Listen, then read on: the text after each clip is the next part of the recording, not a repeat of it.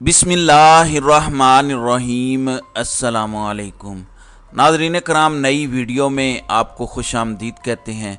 इमरान खान इस वक्त इस्लामाबाद मिशन पर हैं। इस्लामाबाद मिशन के दौरान इमरान खान क्रीज से निकल के खेलते हुए जो दिखाई दे रहे हैं, उसका एक पॉजिटिव इम्पैक्ट या उसका एक फ़ायदा भी दिखाई दे रहा है। मैं आपके सामने रखता हूँ वो किस तरह, और इमरान खान के वो किस तरह से काम आ रहा है। फिर GHQ की जो एक अहम स्टेटमेंट है इस अमल के दौरान, उसका क्या इम्पैक्ट होगा, ये एक अलग कहानी है।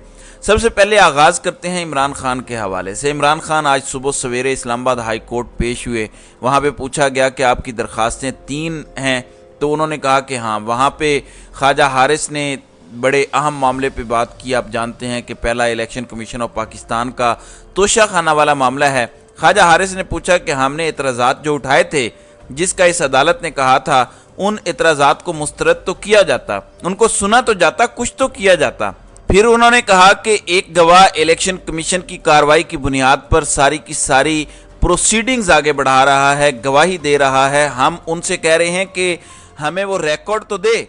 जज साहब तैयार नहीं है। कल जिस पर नईम पंजोथा वाला मामला हुआ वो आपके सामने है, शटअप वाली कॉल जो दी, कि आप बताइए आप इसमें से रिकॉर्ड का क्या कुछ हिस्सा मांग रहे हैं, ये जज ने पूछा। ख्वाजा हारिस ने कहा कि नहीं, हम ये चाह रहे हैं कि फैसला साजी से लेकर रेफरेंस दायर करने तक का जितना रिकॉर्ड है वो हमें फराहम किया जाए। अब ये क्यों ज़रूरी है, देखें, इसमें से ही वकील ख्वाजा हारिस चीज़ें निकालेंगे और फिर उसकी बुनियाद पर प्रोसीडिंग्स आगे बढ़ाएंगे। कल उन्होंने गवाह वकास से पूछा कि आपने इन तोहफों की कोई कीमत लगवाई, तो उन्होंने कहा कि नहीं। फिर उन्होंने कहा कि आप कोई एक्सपर्ट हैं कीमतें लगवाने के, तो उन्होंने कहा कि मैं कोई एक्सपर्ट नहीं हूं। तो बुनियादी तौर पर वो चाहते हैं कि मैच फिक्स करके या जल्दबाजी के अंदर इमरान खान को सजा दिलवाएं। अब बाद में हाई कोर्ट में फिर देखा जाएगा। अब हाई कोर्ट इमरान खान की तीनों अपीलों के काबिल समाअत होने से मुतल्लिक फैसला इन्होंने महफूज किया है। देखते हैं क्या आता है फैसला। दूसरी जानिब Imran Khan election commission of Pakistan के कमरा अदालत पहुंच चुके हैं। इमरान खान के खिलाफ तौहीन इलेक्शन कमीशन की समाअत कुछ देर बाद शुरू होगी। इमरान खान के वकील शुएब शाहीन, फैसल चौधरी, नईम पंजोथा, अली बुखारी समेत दीगर वकला भी इमरान खान के हमरा मौजूद हैं। वहाँ पे वो सेक्रेटरी जिसे एक बार फवाद चौधरी ने मुंशी कहा था और उन पर मुकदमा हो गया था, वो आए गेट तक। उन्होंने सिक्योरिटी के इंतजामात देखे और वहाँ पे इमरान खान के वकला की फहरिस्त उन्हें फराहम की गई और बताया गया कि 14 वकला उनके साथ पेश होंगे। उसके बाद इमरान खान ने FIA में जाना है। इमरान खान ने रात को FIA के साइफर वाले मामले के गुब्बारे से हवा भी निकाली।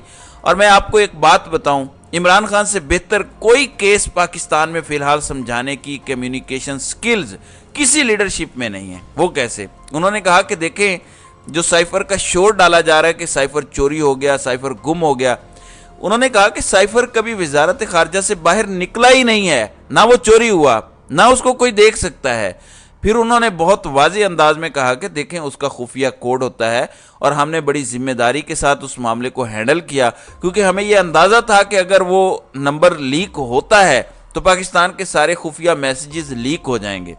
फिर उन्होंने कहा कि हमें अंदाज़ा था कि OIC के रहनुमाओं ने चंद दिनों के बाद आना है, तो ये हमारी इज्जत का भी मसला है, तो हमने बड़े अच्छे तरीके से इसको हैंडल किया। अब इसका एक ख़ास इम्पैक्ट तो हमें नज़र आएगा।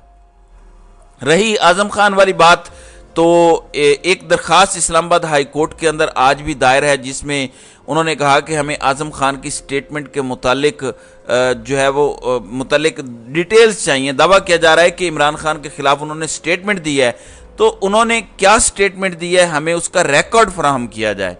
और जस्टिस आमिर फारूक ने इस पर भी फैसला महफूज किया है। सरदार लतीफ़ खोसा इस केस में इमरान खान की जानिब से बतौर वकील पेश हुए और बड़े अच्छे दलाइल उन्होंने दिए। जैसे ही फैसला आएगा तो पता चल जाएगा कि ये चीज़ें किस तरफ जाती हैं। अब रात को इमरान खान के वारंट गिरफ्तारी की बातें हुई तो बहुत सारे लोग कह रहे थे कि गिरफ्तारी होगी। फिर उसके बाद जर्नलिस्ट ने रात को, और ये वो जर्नलिस्ट हैं जो इमरान खान के बहुत मुखालिफ हैं और झूठ भी फैलाते हैं ट्विटर पर, बेहुदा किस्म के तबसरे भी अगर इनके सामने आए तो बुग़्ज़ इमरान में वो कर देते हैं। तो इन्होंने कहा कि इमरान खान को कोई गिरफ्तार नहीं कर सकता। जिससे बात की गई उसकी टांगें काँप रही हैं।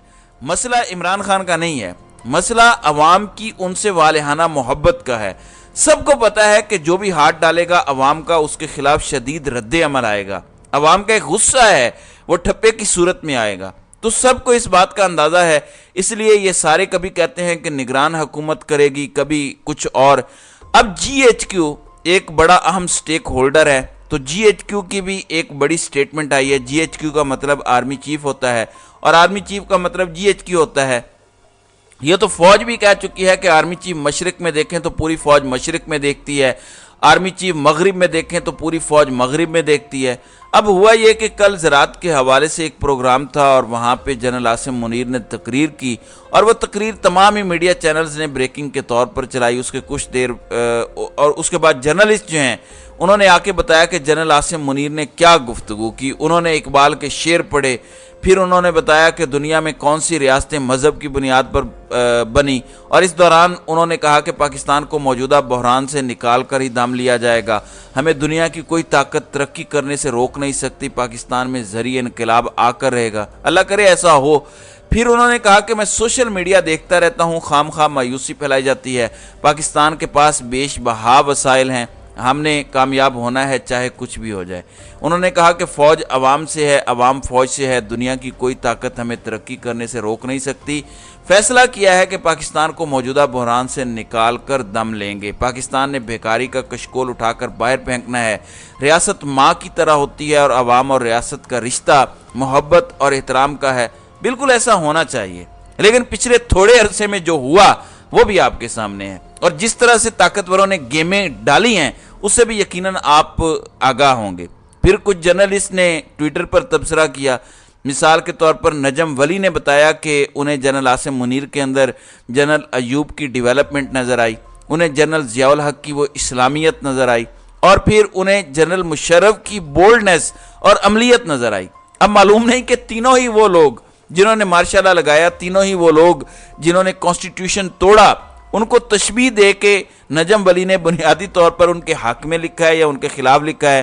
میرے خیال میں جنرل عاصم منیر ان کو بلا کے ان کے کان ضرور کھینچیں گے کہ یہ تم میرے بارے میں کیا لکھ رہے ہو، اچھا لکھ رہے ہو یا برا لکھ رہے ہو۔ دوسری جانب ناظرین کرام، پرویز خٹک کے حوالے سے وہ کہتے ہیں کہ میں عمران خان کو بتاؤں گا، میں عمران خان کی میں توڑوں گا۔ تو کل خبر آئی کہ تحریک انصاف کے 2 مزید رہنما ان کی پارٹی میں شامل ہوئے ہیں، جن میں ایک ملک واجد اور دوسرے ارباب وسیم ہیں۔ وہ بتا رہے ہیں کہ انہوں نے تحریک انصاف پارلیمنٹیرین میں شمولیت اختیار کر لیا، بڑی اچھی بات ہے۔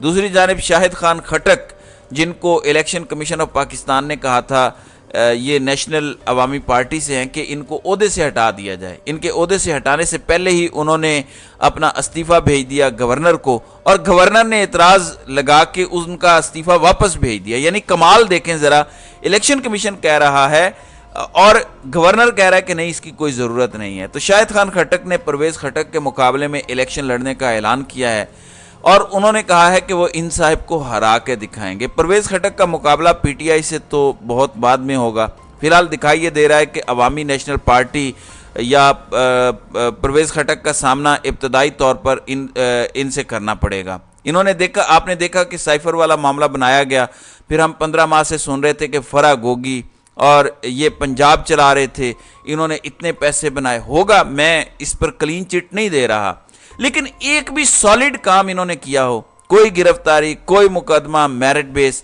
اب جیو کے ذریعے آج یہ خبر چلوائی گئی ہے کہ فرح گوگی کا عمران خان اور بشرا بی بی کے خلاف وعدہ معاف گواہ بننے کا امکان۔ معتبر ذرائع سے پتہ چلا ہے کہ فرح گوگی پہلے ہی پاکستانی اتھارٹیز کے ساتھ تعاون کر رہی ہیں اور تقریباً ان کے ساتھ 1 ماہ سے وہ رابطے میں ہیں۔ یار جہانگیر ترین، علیم خان، اعظم خان، کتنے نام ہیں، آپ ان سے کیا کر پائے؟ تو یہ ڈرامے بند کریں اور تھوڑا سا عقل کو ہاتھ ماریں۔